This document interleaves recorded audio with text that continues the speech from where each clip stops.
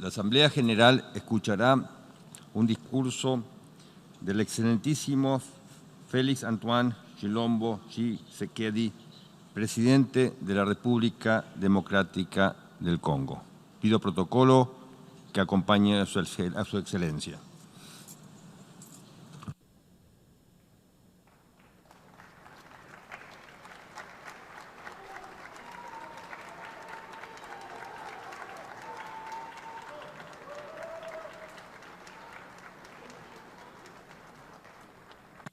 En nombre de la Asamblea General tengo el honor de dar la bienvenida a las Naciones Unidas a su excelencia, el señor Félix Antoine Tshilombo Tshisekedi, presidente de la República Democrática del Congo, a quien invito a dirigirse a la Asamblea.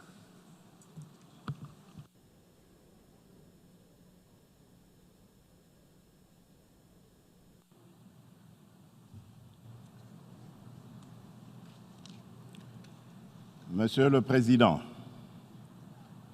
en m'adressant à cette auguste Assemblée, je voudrais, avant de poursuivre mon propos, féliciter Monsieur l'ambassadeur Tijani Muhammad Bande pour sa brillante élection en qualité de président de la 74e session ordinaire de l'Assemblée générale de l'Organisation des Nations unies. Mes félicitations s'étendent aux membres de son bureau et je tiens à formuler à l'ensemble de son équipe mes vœux de succès dans l'accomplissement de cette exaltante mission. Je voudrais aussi rendre un hommage appuyé à M. Antonio Guterres, secrétaire général des Nations unies, pour ses efforts inlassables en vue de raffermir notre organisation et renforcer son rôle dans la recherche de solutions aux problèmes qui menacent la paix, la sécurité et la prospérité dans le monde. Monsieur le Président, le thème de la présente session, à savoir dynamiser les efforts multilatéraux pour l'éradication de la pauvreté, l'éducation de qualité, l'action contre le changement climatique et l'inclusion, arrive à point nommé en ce moment particulièrement difficile pour le multilatéralisme. Alors que l'humanité tout entière est engagée dans un élan sans précédent dans le cadre de l'agenda du développement à l'horizon 2030. Cet agenda prévoit la réalisation des objectifs du développement durable, la mise en œuvre du programme d'action d'Addis Abeba sur le financement du développement et l'atteinte des objectifs fixés dans l'accord de Paris sur le climat. Les inégalités et le sentiment d'exclusion sont à l'origine des principales menaces sur la paix, la stabilité et le développement harmonieux. Ils alimentent les flux migratoires incontrôlés des peuples entiers à la recherche d'un meilleur avenir. Aussi bien dans les pays du Nord que dans ceux du Sud, ils accentuent les réflexes xénophobes, la montée en force des populismes, ainsi que la radicalisation des laissés pour compte. Les événements tragiques en Afrique du Sud en sont la pire illustration.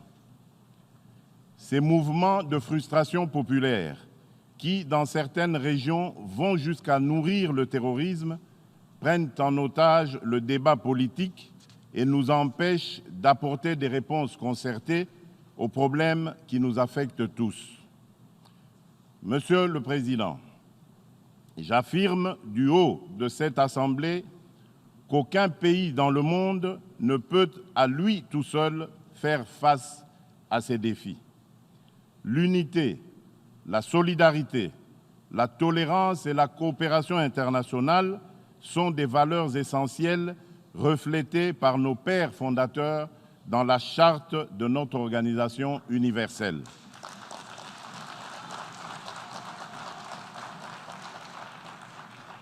Plus que jamais, le développement économique et social et l'épanouissement des peuples de la planète sont des droits fondamentaux et inaliénables. En tant que dirigeants, nous sommes porteurs de l'obligation d'œuvrer sans ménagement à garantir ces droits.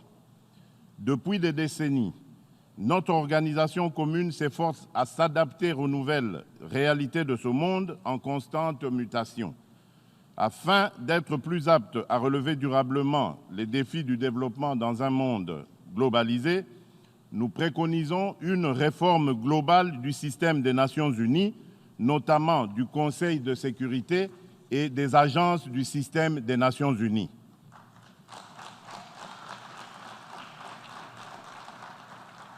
Le processus de réforme du Conseil de sécurité doit être mené à son terme et prendre en compte la position commune africaine énoncée dans le consensus d'El-Zoul-Wini et dans la déclaration de Sirte.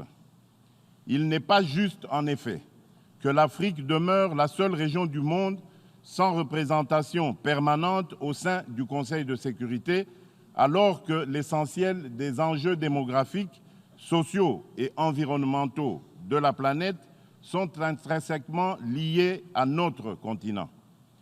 Nous voulons une configuration du Conseil de sécurité juste et équitable, plus représentative des peuples du monde dans leur diversité et comptable de ses actes.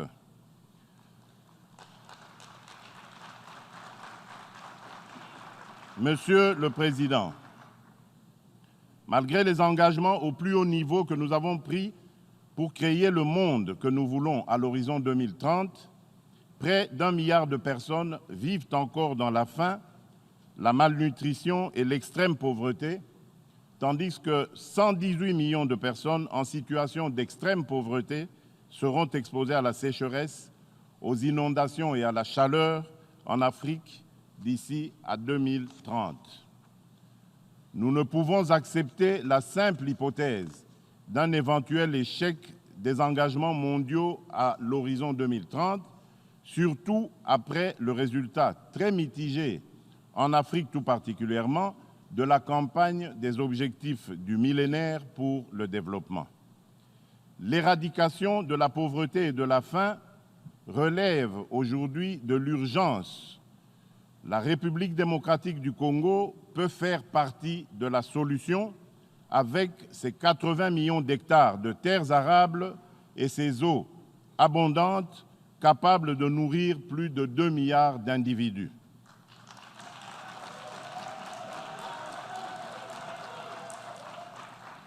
Le défi de l'accès à une éducation de qualité pour tous, second sujet du thème de la présente session, nous interpelle tout particulièrement car l'expérience du développement des décennies post-indépendance a renforcé notre conviction qu'il n'est de richesse que l'homme. C'est pourquoi, depuis 2011 déjà, nous avions fait nôtre l'idée force de l'agenda 2030 de ne laisser personne pour compte. Leave no one behind.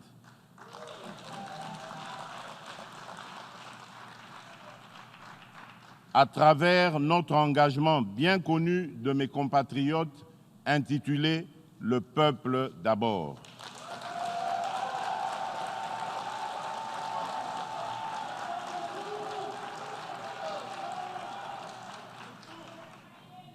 Aussi, les grandes priorités sociales de mon mandat sont définies comme suit. Premièrement, rendre effective la gratuité de l'éducation primaire dans l'enseignement public tel que l'exige la Constitution de mon pays. Cet engagement est effectif depuis le début de ce mois sur toute l'étendue du territoire national. Il portera en une année la part des dépenses d'éducation de 8% à près de 20% du budget de l'État, soit un niveau proche des standards recommandés par l'UNESCO. Deuxièmement, promouvoir une meilleure adéquation entre l'enseignement et l'emploi à travers une stratégie de formation technique et professionnelle ambitieuse, conçue et mise en œuvre en partenariat avec le secteur privé. Troisièmement, faire progresser le chantier de la couverture santé universelle. Nous espérons ainsi qu'à la fin de l'année prochaine, plus de 8 millions de Congolais supplémentaires auront accès à un système efficace de couverture maladie. D'autre part, la République démocratique du Congo vient de circonscrire son plan national du numérique, dont la mise en œuvre impactera l'ensemble des secteurs de la vie nationale. En outre, la numérisation de l'économie permettra au pays d'enregistrer des progrès rapides dans la lutte contre la corruption et divers crimes économiques. Monsieur le Président, nos démocraties étant devenues particulièrement exigeantes et impatientes, il nous faut trouver des moyens de mise en œuvre de nos ambitions qui sortent des sentiers battus. Aussi, ai-je initié un vaste programme d'urgence de développement communautaire qui servira de levier pour accélérer la résorption des inégalités socio-économiques et spatiales au sein des villes et territoires. Il s'agira d'un programme spécial, multisectoriel et intégré, que je piloterai personnellement en vue de rattraper tant soit peu le retard du pays dans sa marche vers la réalisation des objectifs mondiaux de développement. Ce programme bénéficiera de l'appui stratégique et financier de l'ensemble des partenaires et de l'accompagnement du Programme des Nations Unies pour le développement. Il vise à accroître l'accès des populations aux services sociaux de base, notamment à travers la promotion des microcentrales hydroélectriques rurales, dont plus de 700 sites sont déjà identifiés. Le programme vise également le développement du capital humain ainsi que le renforcement de la connectivité des territoires à travers les pistes rurales. Monsieur le Président, le développement socio-économique de l'humanité à l'horizon 2030 sera durable ou ne le sera pas. À cet égard, notre sort à tous, riches ou pauvres, est plus que jamais lié. Par ses ressources naturelles et sa vitalité démographique, l'Afrique est devenue le pivot de cette durabilité.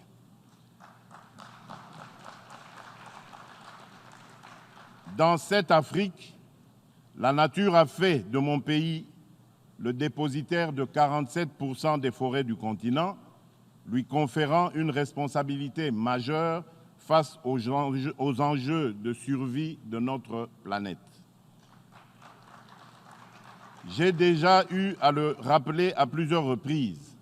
Il est impérieux et urgent de mettre à la disposition de notre continent de nouvelles sources d'énergie et de nouveaux modes de production compatibles avec la préservation de l'environnement et l'affirmation de notre droit inaliénable au développement. Nous sommes résolument engagés dans la protection de nos forêts. Cependant, la préservation de notre patrimoine naturel ne peut se faire au détriment de notre développement. Il est incompréhensible que les forêts du bassin du Congo, qui sont les mieux conservées au monde, ne captent que 1% des financements disponibles. Il est impératif que toute l'architecture financière internationale, en ce compris le Fonds monétaire international dans son rôle catalytique en matière de financement du développement, intègre davantage la donne environnementale dans son analyse des critères et des défis macroéconomiques liés à ces interventions dans les différents pays. En ce qui nous concerne, conscient du rôle majeur de la République démocratique du Congo à cet égard, notre gouvernement a relancé le dialogue avec ses principaux partenaires sur les questions environnementales, notamment ceux réunis dans le cadre de l'initiative pour les forêts d'Afrique centrale. Répondant à l'appel du secrétaire général des Nations unies, notre gouvernement s'est engagé, par ma personne, à accroître le niveau de ses engagements au titre de sa contribution déterminée nationale et à maintenir une collaboration étroite entre pays de la sous-région afin de parler d'une seule voix pour toutes les grandes questions en rapport avec la protection des forêts. Mon gouvernement a fait de la production d'énergie propre et renouvelable la première de ses priorités économiques pour le quinquennat. Nous pouvons, moyennant des investissements agressifs et une politique attractive de protection de ces investissements, passer de moins de 10% d'électrification actuellement à 60% dans les 10 prochaines années, faisant reculer très significativement la consommation du bois de chauffe. Aussi, dans le cadre de la réalisation de notre mix énergétique, pour renforcer la lutte contre la déforestation, mon gouvernement encourage le développement de l'utilisation du gaz domestique dans les zones urbaines, périurbaines et rurales. À terme, nous voulons être l'endroit de la planète où le kilowattheure électrique sera le moins cher, grâce à l'exploitation de notre capacité de plus de 100 000 mégawatts en hydroélectricité. Nous sommes disposés à encadrer davantage l'exploitation forestière et à étendre les réserves et parcs de protection naturelle afin d'augmenter notre biomasse et de protéger notre biodiversité. En revanche, cela ne peut s'entendre qu'avec, en contrepartie, la mise en œuvre effective d'une stratégie d'industrialisation éco-responsable concentrée autour des centres de production et de consommation et génératrice d'emplois pour notre jeunesse. Notre population, dont l'âge moyen est de 17 ans et demi, est à peine plus âgée que la jeune Greta et partage en partie ses préoccupations et ses intérêts. Mais comment nos jeunes vont-ils s'engager pour la même lutte quand ils n'ont ni eau ni lumière? J'ai également décidé de sortir progressivement mon pays d'un système agricole archaïque à faible productivité et destructeur de notre patrimoine forestier. À cet effet, nous allons promouvoir une agroforesterie qui maximise notre avantage comparatif pour certaines cultures en privilégiant les zones de savane. J'entends faire de la question environnementale une préoccupation omniprésente et transversale qui touche l'ensemble de nos politiques, stratégies, programmes et projets de développement. Monsieur le Président, au moment où je m'adresse au monde du haut de cette tribune pour la première fois, je me dois de rappeler la relation particulière que notre organisation entretient avec mon pays. Tout d'abord, cette relation suscite en moi un sentiment de reconnaissance. En effet, la République démocratique du Congo a souvent été au centre des préoccupations des Nations unies suite aux nombreuses crises qu'elle a traversées depuis son accession à l'indépendance. Depuis le décès tragique du secrétaire général Dag Hammarskjöld, en passant par les nombreux casques bleus tombés au combat, jusqu'à plus récemment l'odieux assassinat des experts onusiens Zaïda Catalan et Michael Sharp, l'Organisation des Nations Unies, plus que toute autre organisation internationale, a vécu dans sa chair les réalités que vivent de millions de mes compatriotes. L'ONU et ses nombreuses agences ont également déployé d'importants moyens pour soutenir la République démocratique du Congo. Je tiens donc à vous réitérer la gratitude du peuple congolais qui n'oubliera jamais le soutien de notre organisation.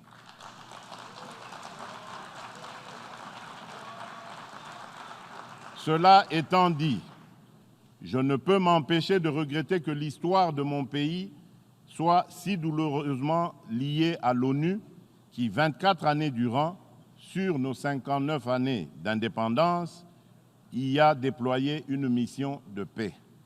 Pourquoi, malgré cette longue présence, la plupart des espoirs de paix et de développement ont été déçus?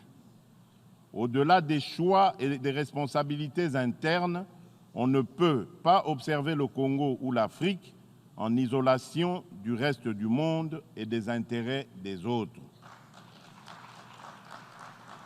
Que serait la trajectoire du Congo sans l'assassinat de Patrice Emery Lumumba?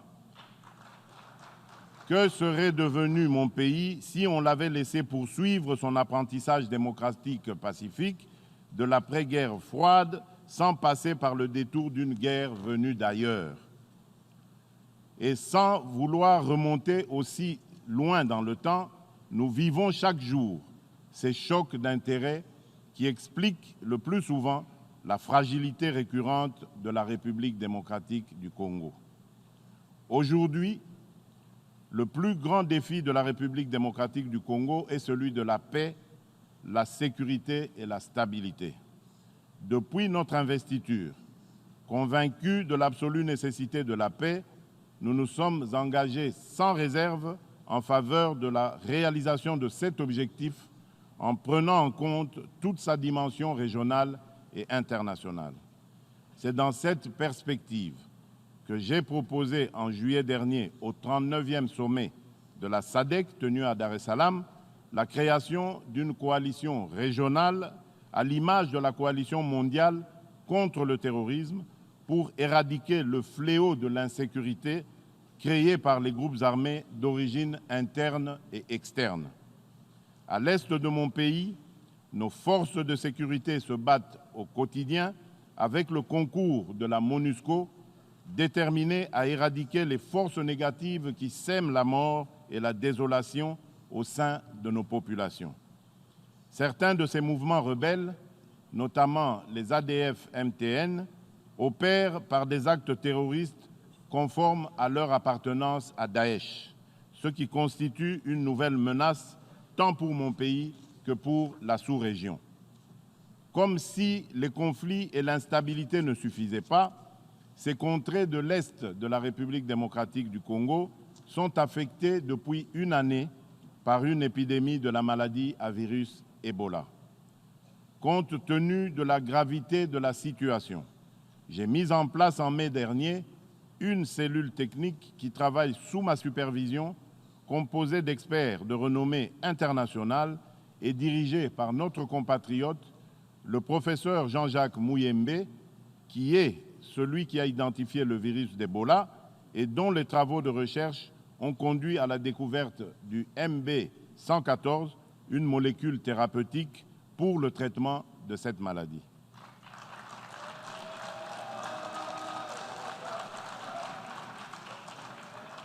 La nouvelle stratégie de riposte commence à produire ses effets, notamment dans la ville de Goma, qui est aujourd'hui à l'abri du virus. Même si beaucoup a été fait, l'épidémie n'est pas encore éradiquée. La stratégie sera renforcée par l'introduction de 5 nouveaux médicaments approuvés, en plus du vaccin contre la maladie à virus Ebola, qui permettront de se débarrasser complètement de ce fléau. Je voudrais saisir cette opportunité pour saluer l'élan de solidarité qui s'est manifesté de la part de nos partenaires bi- et multilatéraux, notamment l'Organisation mondiale de la santé, l'Union africaine, l'UNICEF, le Programme alimentaire mondial, la MONUSCO et bien d'autres. S'agissant particulièrement de cette mission onusienne, en cette période charnière de son futur en République démocratique du Congo, marquée par l'exercice d'une revue stratégique, je voudrais tout d'abord réitérer les remerciements du peuple congolais aux pays contributeurs pour les sacrifices humains et matériels consentis jusqu'à ce jour en faveur de mon pays.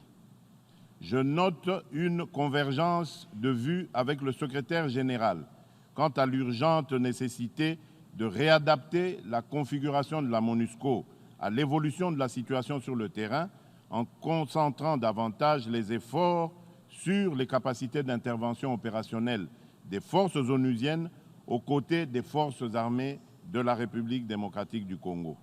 En d'autres termes, la République démocratique du Congo a encore besoin de la MONUSCO, mais d'une MONUSCO non pléthorique, bien équipée, forte et dotée d'un mandat adapté à l'image de la brigade d'intervention rapide qui avait jadis aidé à mettre en déroute le mouvement rebelle des M23.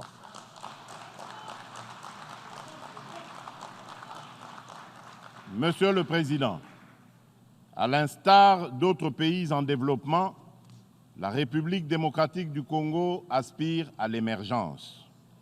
Nous sommes convaincus que notre pays, qui par sa position géostratégique se situe au carrefour des regroupements économiques d'Afrique centrale, d'Afrique australe et d'Afrique de l'Est, doit jouer la carte de l'intégration africaine comme moteur du développement et vecteur de paix entre les nations.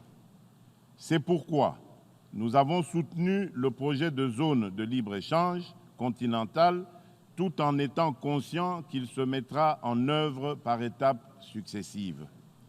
Ce processus passe inévitablement par l'harmonisation et le désarmement des barrières douanières.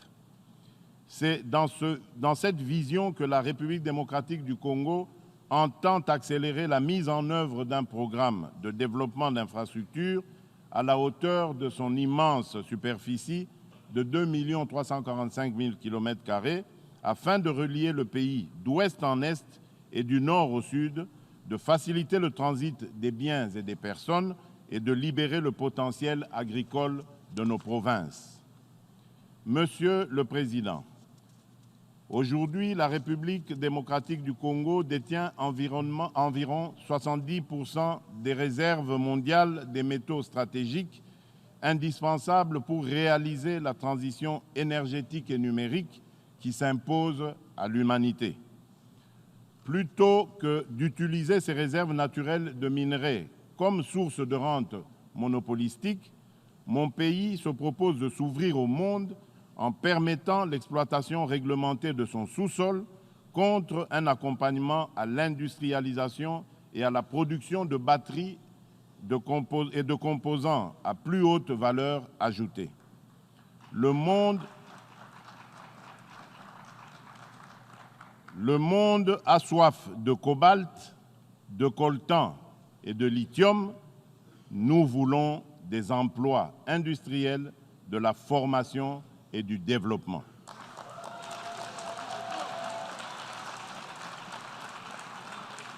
Enfin, la République démocratique du Congo dispose de 53% des réserves en eau douce de l'Afrique. Et une gestion durable de ce potentiel permettra un jour d'étancher la soif d'un quart des habitants de la planète. Monsieur le Président, nous vivons aujourd'hui une crise profonde de l'ordre international libéral. La loi du plus fort ne fera que renforcer les frustrations et les violences. À titre d'illustration, les récentes attaques contre des installations pétrolières en Arabie saoudite font craindre le risque d'un embrasement autour du détroit d'Ormuz qui paralyserait l'économie mondiale. Nous avons le devoir de dénoncer toute forme de réaction violente aux problèmes politiques qui peuvent se régler dans le dialogue et la concertation. Sommes-nous disposés à définir un nouvel ordre mondial au sein duquel l'Afrique et la République démocratique du Congo joueront le rôle que leur confèrent les mutations enregistrées? Je crois qu'une nouvelle voie est possible, sans doute la plus difficile, sans doute la plus complexe, la plus exigeante, qui nous impose de sortir des sentiers battus. Monsieur le Président, mon pays, la République démocratique du Congo, qui venait d'organiser pour la 3e fois des élections démocratiques et apaisées, a eu le bonheur de vivre, pour la première fois de son histoire, une alternance pacifique et démocratique, alors que bon nombre d'observateurs brossaient un tableau plutôt sombre et pessimiste de l'issue du processus électoral. Cette victoire historique est avant tout celle du peuple congolais, dont les intenses sacrifices consentis au cours de ces dernières années ont été récompensés par l'aboutissement heureux d'un processus électoral à haut risque. C'est aussi l'occasion de remercier la communauté internationale, notamment les pays de la SADC, le Kenya, l'Égypte et les USA, qui, sans atermoiement, ont encouragé ce pas de géant accompli par mon pays dans le processus de construction d'un État de droit. Depuis mon investiture, je m'emploie à considérer cette avancée démocratique en garantissant l'ensemble des droits et des libertés. Personne n'est harcelé pour ses opinions. La République démocratique du Congo ne compte plus de prisonniers de conscience. Nul ne ressent le besoin d'émigrer pour sauver sa vie ou préserver sa sécurité du fait de ses convictions politiques ou de ses associations particulières.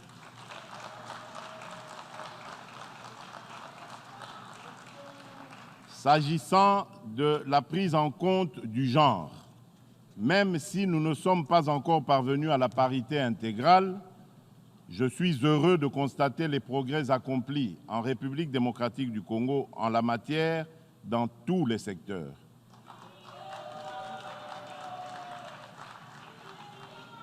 En faisant passer le taux de participation des femmes de 6% à 18%, le gouvernement actuel a atteint le niveau le plus élevé de participation féminine de l'histoire de mon pays.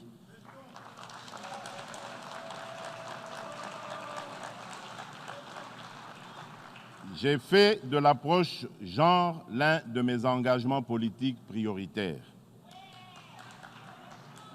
Monsieur le Président, au niveau de la région, j'ai développé une intense activité diplomatique en vue de réaffirmer l'engagement continu de mon pays pour des relations de bon voisinage et en faveur d'une coexistence pacifique dans le respect de l'intégrité territoriale et de la souveraineté des autres nations. Dans ce sens, nous devons, nous, leaders africains, doter notre continent d'une voie consensuelle et harmonieuse fondée sur une politique véritablement africaine. Qu'il me soit permis d'exprimer ma profonde préoccupation sur ce qui se passe en mer Méditerranée, où plusieurs personnes candidates à l'émigration meurent chaque jour dans des conditions inhumaines. Les vagues de réfugiés et les images bouleversantes que nous vivons ces dernières années sur les côtes européennes doivent interpeller nos consciences de dirigeants. Depuis le début de l'année 2015, plus de 500 000 migrants ont tenté de rejoindre l'Europe par la Méditerranée et plus de 5 000 d'entre eux ont péri durant la traversée. La gravité de ce désastre exige de nous des solutions urgentes et efficaces. Le Pacte mondial pour des migrations sûres, ordonnées et régulières que nous avons adopté à Marrakech en 2018 est notre réponse à la crise migratoire. Nous avons le devoir d'élaborer dans les meilleurs délais des initiatives nationales ambitieuses en vue de sa mise en œuvre. Mais notre meilleure arme, c'est d'agir en faveur du développement, de l'équité et de la stabilité partout dans le monde. Je saisis par ailleurs cette opportunité pour revendiquer du haut de cette tribune la levée intégrale des sanctions qui touchent encore la République du Zimbabwe, et ce depuis 2002.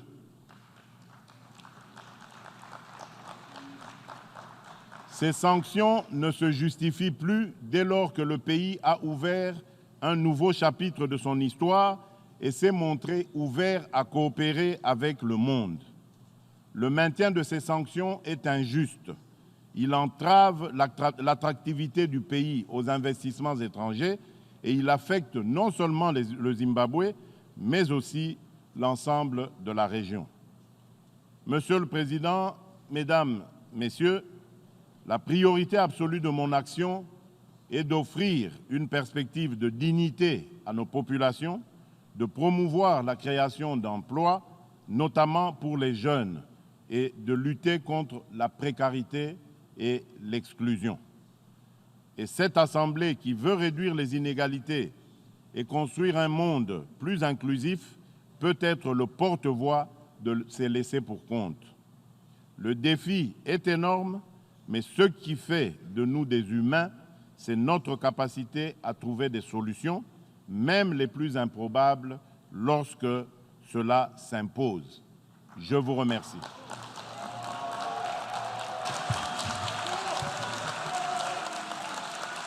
En nombre de la Asamblea General, deseo dar las gracias al excelentísimo Félix Antoine Chilombo Tshisekedi por la declaración que acaba de formular. Ruego a los representantes que permanezcan sentados mientras despedimos al jefe de Estado.